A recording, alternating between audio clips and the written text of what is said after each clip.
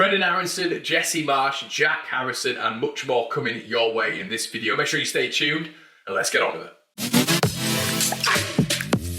Hello everybody, welcome back to One Leeds. It is Conor. We are back here with another video. Thank you for your support yesterday. Thank you for the comments as well on the backdrop. You guys seem to be enjoying this. As I mentioned previously, we'll be adding to this. Don't you worry about that. We're not sitting here just waiting for things to happen on the One Leeds Fan Channel. We are trying to develop every single day. More things coming your way. We've also got a Patreon video gone up yesterday. Make sure you check it out in the description below, everybody. www.patreon.com/OneLeeds. If you don't want to do that, you can become a YouTube member as well after the video and all that sort of good stuff. Press join below, subscribe, or on the same line as subscribe, I should say, and you can become part of the membership squad. Shout out to Charlie, who came part of the squad yesterday.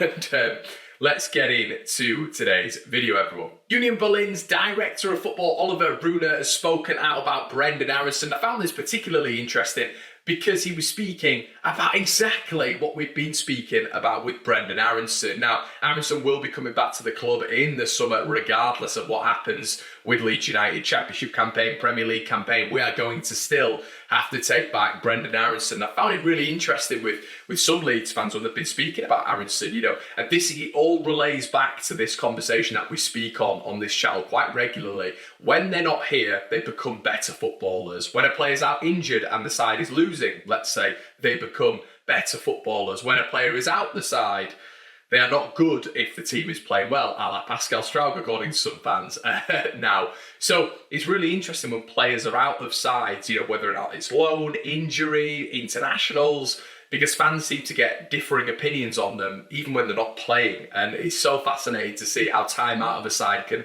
develop a fan's sort of mentality when it comes to a footballer. But some fans have been saying that Brendan Aaronson will be quite useful in this Leeds United side as a presser, and at championship level, he can develop. Now, for me, everybody, listen, I didn't expect what I saw with Dan James, but the beauty of what you've seen with Dan James as a particular example is he did have facets to his game that was going to help him out in the championship. He'd scored goals in the championship before, he got assists in the championship before. He's a very good presser. We knew that in the Premier League. Very, very quick in behind the line. Now, the only correlation there really with Brendan Aaronson is a good presser.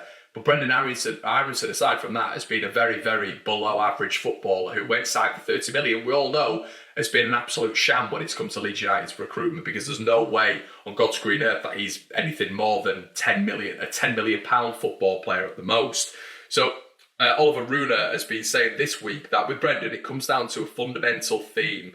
Brendan is a super footballer, not sure about that, who must accept that in football there is a certain physical aspect needed to win the ball and contest challenges. Now, how interesting is that? Because what did we see with Brendan in the Premier League? It was a consistent throwing of himself down on the floor. I don't know where he's gained that. I know he's a slight footballer, but we've seen so many slight footballers in the Premier League over the years, but they've got a little bit of a physical side to them. One that stands out to me is Bernardo Silva, one of the slightest footballers you've seen, and opposition players target him. They target him consistently because he's one of City's best players. Another Silva, David Silva, used to get the same thing, but they're so good at football that the physical aspect, when it came to players hurting them and getting stuck into them, didn't ever really happen. It's not fair comparing Brendan to those players, but in terms of a diminutive midfielder, there have been examples like that in the Premier League for years and years and years and years. Brendan just seems to adapt by, as we saw in the Premier League, by just throwing himself to the floor. That is not a way in which he's going to work in Premier League or Championship in particular, but apparently he's doing the exact same in the Bundesliga, which is where he needs to develop as a footballer, obviously, but he also needs to develop his mentality, because throwing yourself to the floor in leagues, across the world isn't just going to automatically get you further up the pitch with free kicks, with whatever it may be. And that side of his game still hasn't developed in the Bundesliga, which I find absolutely fascinating when it comes to Leeds United in the future, selling him on. Jesse Marsch was on Monday Night Football last night, and by God, it was interesting. I think some of the flack he's getting as an individual is a little bit far. I think some fans genuinely hate Jesse Marsch, which I think, when it comes to a personal standpoint, he just seems like a genuine guy. He's a nice guy who is trying to do his best, but we're seeing him everywhere at this moment in time. Sky Sports, ESPN, Mastermind, he is just everywhere. He was on a football podcast the other day. I think it was Tippy Tappy football podcast. No, it wasn't. It was Simon Jordan. He's on Simon Jordan's podcast as well, CBS. He's just absolutely everywhere at the minute. And I think with a lot of Leeds fans, it's becoming a little bit hilarious that he's getting these sort of like Carragher was saying, oh, you know, Jesse Marsch is here on Monday Night Football. Like, you know, what should we talk to him about? What should we do? Why are we putting the red carpet out for this guy? Look at his last 2 jobs. Failed miserably. I don't know if you'd ever get this in world football. And there's a lot of, I don't really understand the clamour for him at this moment in time. Is it because it's a different voice, a different style of voice? I'm not 100% sure. But with a manager who's drastically failed, really, in his last 2 jobs, why are we giving him the red carpet as a broadcasting network? Why are we sort of saying, look, it's great we've got Jesse Marsch on. Some of the comments that were being played back last night, you know, on Twitter and Instagram, they were staggering. You know, what great football in mind. He's been unbelievable on this this version of Monday Night Football.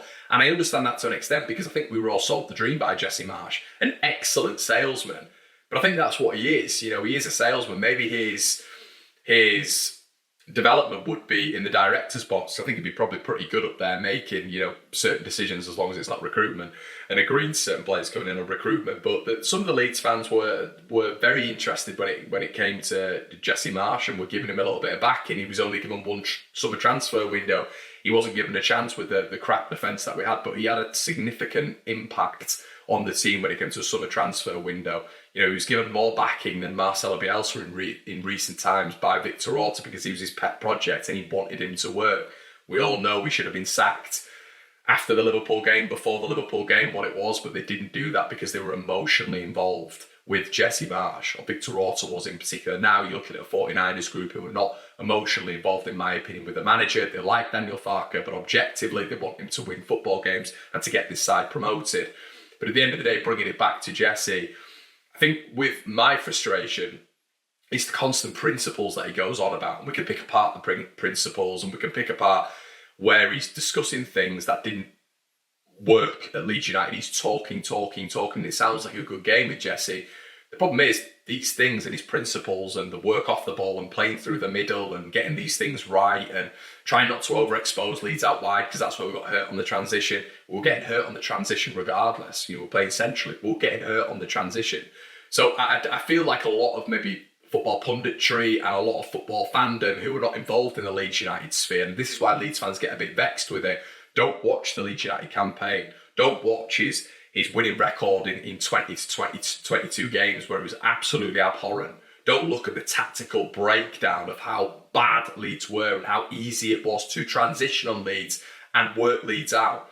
And we were overexposed out wide because teams would play out wide with the best wingers in the world to try kill Leeds because Leeds was so central, which also had a massive impact and detriment on players that were within that starting 11 and made them look a lot worse. Now, a lot of these players are poor players, but Jesse Marsch's system didn't help any of the players' development whatsoever. I don't think any players developed under Jesse Marsch, to be quite honest with you. I think some players were just some players which were good football players before Jesse Marsch, and I'm looking at sort of Sinisterra here. You could argue Rodrigo, but, you know, aside from that, it was you know, an absolute roster, and I'll say roster, of players that he brought in and didn't develop whatsoever. And look where we are now with a lot of these players. So I guess success story, you can maybe look at Willy Gnonto, but aside from that, he was very, very poor. And I think as Leeds fans, just to bring it to a conclusion, we are sick of seeing someone on screen who was a massive, massive part of our Premier League relegation. Well, everybody, we're getting to a certain phase of the football calendar now, which is a little bit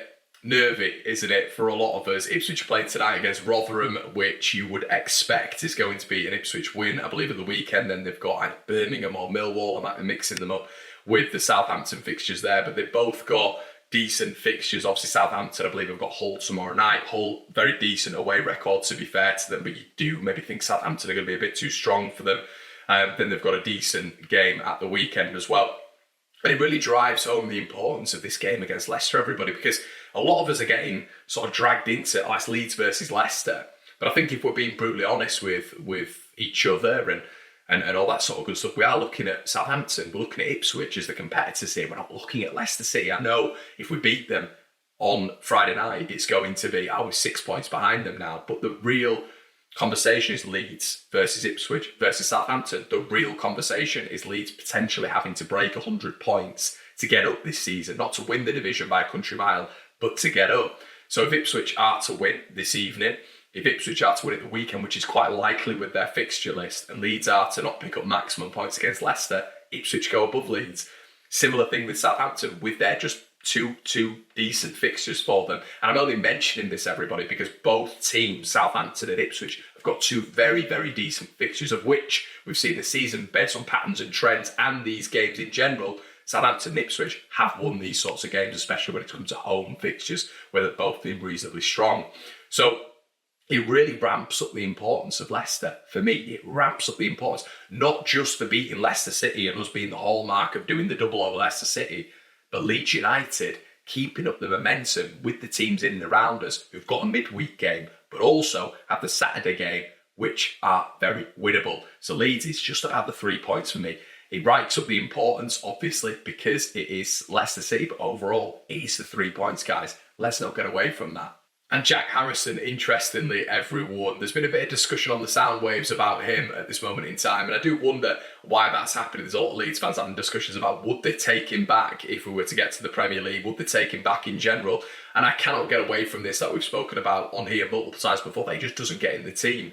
He's having a bit of an on-off period at Everton. Everton fans like him, but it is the hot and cold Harrison thing, the thing that, listen, on here I used to get berated for saying about him. I was getting called negative, this, that and the other, about calling him hot and cold, but he was inconsistent, he was a cluster player, and it seems like he's replicating that at Everton. And for me, you know, if we are to take him back immediately, like with Brendan Harrison, aligned with so many others, he's on that sales list. Let me know what you think. Would you keep hold of Jack Harrison? And Leicester City, everybody. We were just speaking about it earlier on, but I am exceedingly confident for this one. I'm very confident in this Leeds United side. I think we put the blueprint down to beat Leicester City. High press. The keeper's trying to pass it out from the back, and I think Leeds have developed in being consistent with this press. I think sometimes it was a little bit on and off, but I think it's become a lot more aggressive. I think that's been implemented by the manager. It could have been implemented as well by player selection, but one player that is going to be key, in my opinion, for this game, if it comes to a pressy system, do you play Dan James over Willy Gnonto? I think Dan James pressed on potentially a back three of Leicester City is a really, really good weapon. I would be so tempted in this game to play Dan James over Willy Gnonto. What interesting conversation that is. You can't take Willy Gnonto out, can you? Unless you maybe to play him a little bit more centrally in a 10. Can you even take him out? But systematically in this game, with Dan James, his sort of benefits when it comes to that press, I think would be so advantageous for Leeds United. So I would be actually willing to play Dan James in this one. Let me know what you think on this one, everybody. Make sure you check out SofaScore as well, everybody. The player analysis is going to be brilliant for this game in particular. I'm going to be looking at it for the preview. Make sure you do so. SofaScore, if you do it with the One Leeds affiliate link, everybody, you get so many more benefits as well. Please make sure you check that out. If you haven't, what are you doing? Make sure you do so. Check out the Patreon, become part of the YouTube sphere and become part of our membership clan. Make sure you like the video, comment and subscribe. And I'll see you in a bit.